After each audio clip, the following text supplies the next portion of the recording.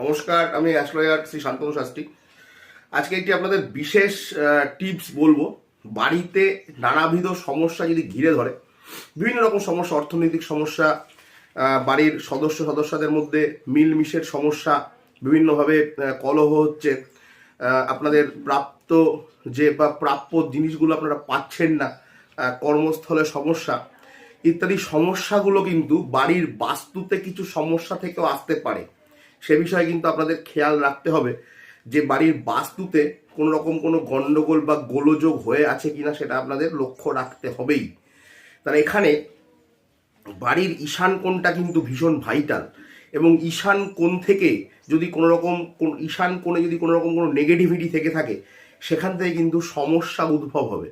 সুতরাং ঈশান কোণে কখনোই কিন্তু ঈশান কোণ বিরোধী বা বাস্তু বিরোধী কোনো দ্রব্য রাখা যাবে না।